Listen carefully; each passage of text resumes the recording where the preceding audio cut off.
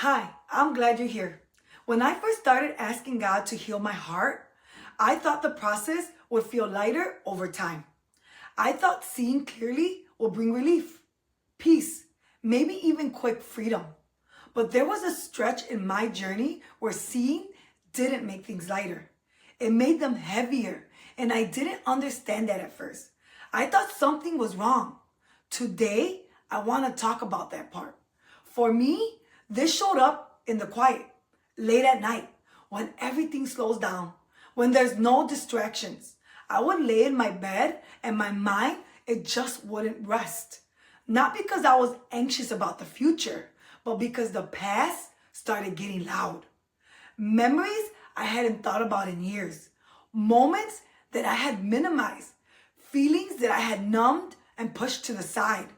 They didn't come in order. They didn't come with explanations. They just surfaced. And sometimes the only thing I could identify was the ache. Have you ever felt emotion before you even had words for it? Like something is moving inside of you, but you don't know what to call it yet?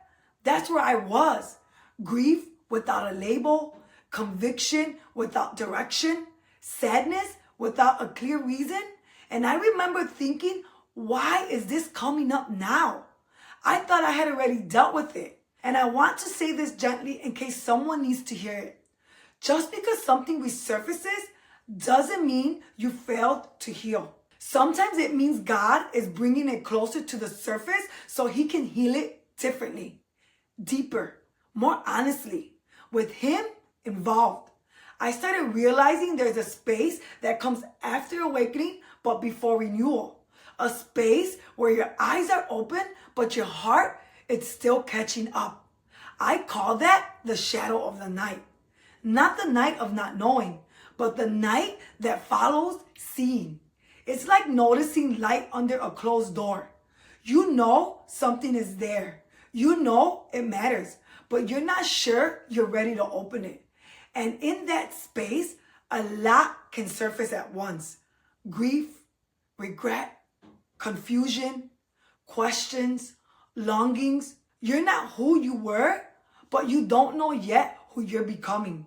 And that can feel really unsettling. There were nights when Psalm 22 didn't feel poetic. It felt personal to me. I am poured out like water. My heart has turned to wax. That's not neat faith language. That's honest faith language.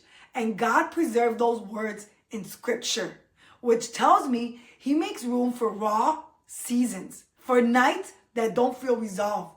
Those nights become wrestling spaces between what you believe about God and what you feel emotionally, between faith and fatigue, between the version of you that's functioning and the version of you that's quietly unraveling. And sometimes God feels quiet, not absent, just quiet. And when you're overwhelmed, quiet can feel like distance. But later I began to see something. God wasn't stepping away. He was allowing exposure. He was letting those buried things breathe so they can be brought to him. Because we can't bring to him what we refuse to acknowledge. That dark space, it becomes the place you stop performing. The place you stop trying to be strong. The place you stop pretending that you're okay. I didn't have long prayers there. Sometimes it was just, God, help. Sometimes stay. And that was enough. There was also a fog in that season. Not chaos, not crisis, just fog. I knew God was near, but I couldn't feel him the way I used to. My Bible will be open, but my heart will feel tired. The worship music will be playing in the background, but it didn't land. I just felt so empty. And that confused me because we're often taught that God's presence always feels a certain way. But his presence isn't measured by our feelings. Looking back now, I can see that he was there the whole time, in the quiet, in the tears, in the confusion. Not loudly, not dramatically, but faithfully. Like breath in a dark room. Unseen, but sustaining me. That season taught me something sacred. You don't have to see clearly to be held securely. You don't have to feel strong to be sustained. And you don't have to have answers to be met by God. And you don't have to escape the night for Him to enter it. My understanding of hope changed there. Before, hope meant things get better. Relief, resolution, breakthrough. But hope built on outcomes doesn't survive nights like that. Romans says, may the God of hope fill you with joy and peace as you trust in Him. Not as you understand, not as you fix it, as you trust. Hope in the shadow of the night doesn't show up like fireworks. It shows up like a flicker, small, quiet, and fragile. Not strong enough to light up the room, but strong enough to remind you that darkness isn't all there is.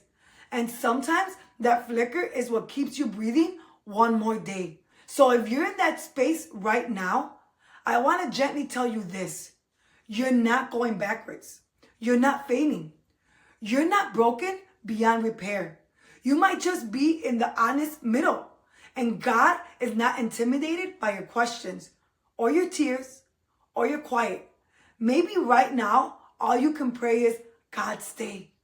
Maybe all you can say is, help. He meets you there too. The shadow of the night is not where God leaves you. Sometimes it's where He meets you without performance, without noise, without pretending. And even a flicker of hope is still grace.